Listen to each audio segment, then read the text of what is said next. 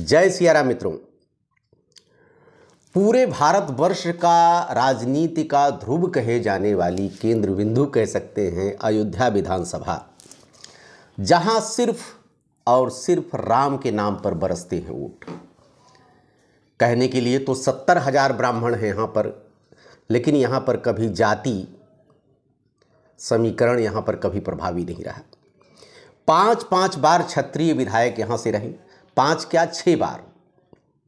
जब से विधानसभा बनी है 5 बार तो अकेले लल्लू सिंह जीते हैं, 1 बार सुरेंद्र प्रताप सिंह जीते हैं, 3 बार अन्य जीते हैं, जिनमें ऐसे ऐसे लोग जीते हैं कि शायद अगर विधानसभा में जोड़ लिया जाए तो उनका 500 वोट नहीं होगा।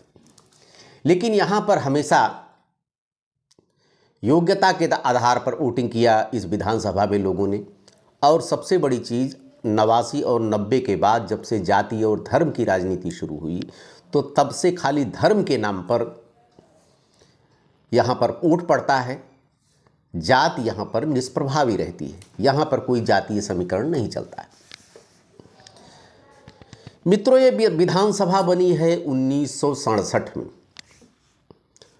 1967 में जब से ये विधानसभा बनी है सबसे बार यहाँ पर वैश्य बिरादरी के विधायक चुने गए बृज किशोर अग्रवाल।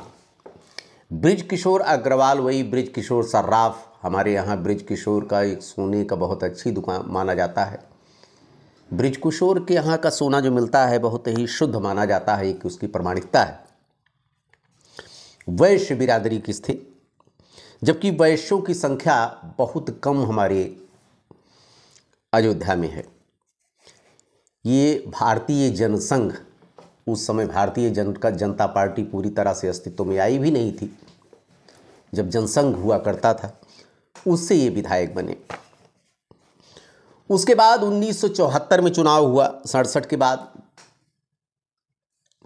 74 के चुनाव में विश्वनाथ कपूर ने बीकेडी के ब्राह्मण प्रत्याशी को हराया। 1974 में कपूर आप जानबे करते हैं, ये भी 500 वोट नहीं होगा। लेकिन इस विधानसभा में योग्यता देखी जाती रही। उस दौर में 1977 में राजनीति का थोड़ा यहाँ पर राजनीति की विधानसभा बनी। ये विधानसभा क्या पूरे देश में जनता पार्टी की एक लहर चली, और उस लहर में पहली बार ब्राह्मण प्रत्याशी यहाँ पर जयशंकर पांडे चुनाव जीत गए।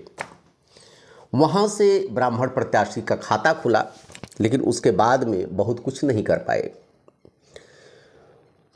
ये भी जनता पार्टी से जीते थे। उसके बाद फिर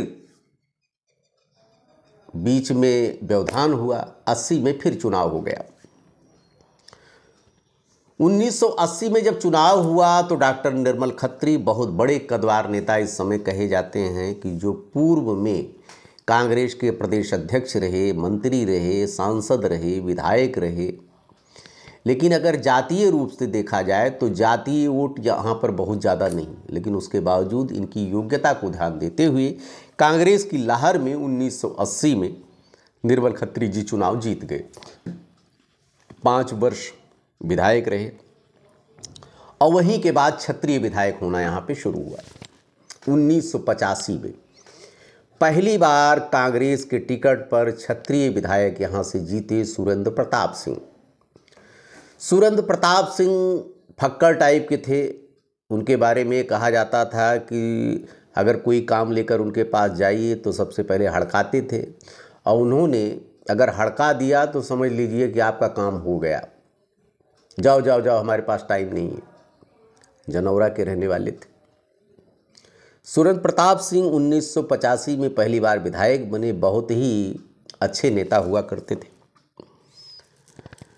उसके बाद गंदी राजनीति का दौर शुरू हुआ, जाति और धर्म की।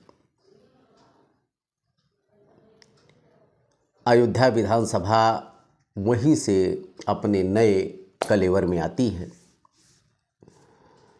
लाल कृष्ण आडवाणी ने रथ यात्रा निकाली। उस समय ये पूरे देश में एक बार राजनीति में धर्म का प्रवेश हुआ। वहीं से ये विधानसभा पूरी तरह से धार्मिक हो गई। 1991 में चुनाव हुआ। भारतीय जनता पार्टी पहली बार यहाँ से चुनाव जीती। लल्लू सिंह यहाँ से चुनाव जीत गए। लल्लू सिंह का रथ कभी रुका नहीं। 5 बार विधानसभा का चुनाव जीते। कहने के लिए क्षत्रिय वोट बैंक यहाँ पर खाली 28,000 है।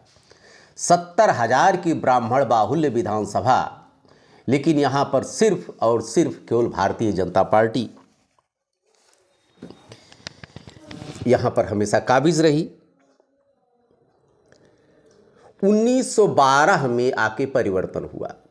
चूँकि जयशंकर पांडे तो नेप्त में चले गए, उनके भांजे बहुत ही कर्मठी, बहुत ही योग, बहुत ही संघर्षशील मुद्दों के उठाने वाले पहली बार युवा सपा के जीते यहाँ पर तेज नारायण पांडे, पवन पांडे। मुलायम सिंह जब 1993 में पहली बार मुख्यमंत्री बने थे, सपा बसपा गठबंधन से जातिवाद की राजनीति जब से शुरू हुई, तब से लेकर यहाँ पर सपा शिकस्त हमेशा खाती रही। लेकिन 1912 में परिवर्तन हो गया। 1912 में परिवर्तन हुआ। सपा की लहर थी। गुलशन बिंदु यहाँ पर किन्नर एक चुनाव लड़ा था, उसने वोटों का बंटवारा कर लिया और यहाँ से तेज नारायण पांडे, पवन पांडे पहली बार जीत गए। उसके बाद 2017 में फिर भाजपा जीत गई। तेज नारायण पांडे के बारे में कह सकते हैं मित्रों, बहुत ही कर्मठी हैं, बहुत योग्य हैं, लेकिन ब्राह्मण समाज में पकड़ न होने के कारण, क्योंकि यह इस विधानसभा की ये विशेषता रहती है कि जीत हार बहुत ज़्यादा अंतर से नहीं होती। 10,000, 15,000, 12,000, 13, कभी बहुत ऐतिहासिक अंतर नहीं रहा। थोड़ा सा भी अगर ब्राह्मणों का वोट पा जाएं, बताइए कि 2017 के चुनाव में 90,000 वोट सपा से पाते हुए तेज नारायण पांडे जी पराजित हो गए और 2017 में वेद गुप्ता को यहाँ पर चुनाव जिता दिया, कि जो कि बहुत निष्क्रिय उम्मीदवार, मतलब जिसके घर जाते थे अपशब्द ही बकते थे, जिस कॉलोनी में जाते थे इनको कोई भी पसंद नहीं करता था। उसके बाद उनके खिलाफ सपा का एक दमदार नेता, मजबूत नेता चुनाव हार गया 90,000 वोट पाने के बावजूद। और 2022 में फिर वही इतिहास दोहराया गया।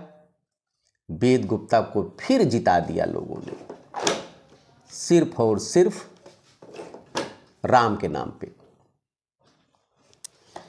ये विधानसभा अगर जातिवार देखी जाए मित्रों तो 70,000 ब्राह्मण हैं। अब ब्राह्मणों की संख्या बढ़ती जा रही, चूँकि बाहर से लोग आके बसते जा रहे हैं।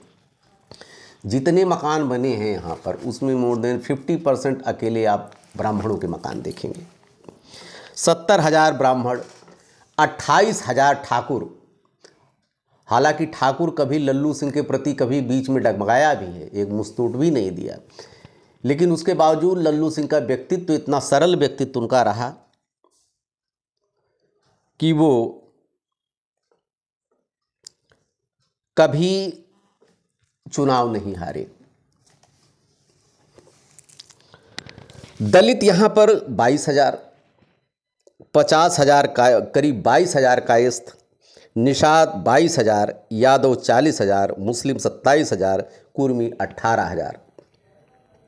हालांकि ये बहुत एक्चुअल यहाँ का जातीय गणित में नहीं बता रहा हूँ आपको, क्योंकि गूगल पे जो जानकारी है उसी के हिसाब से आपको मैं बता रहा हूँ।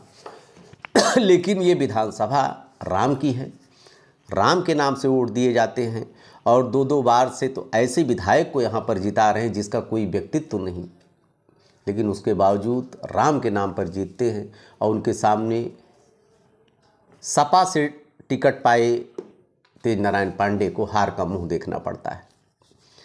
अब 2027 का चुनाव है, सभी पार्टियों ने कमर कस ली है। देखिए आगे क्या परिणाम होता है। फिलहाल देखते जाइए अयोध्या दर्पण। ढेर सारी शुभकामना आपको। धन्यवाद।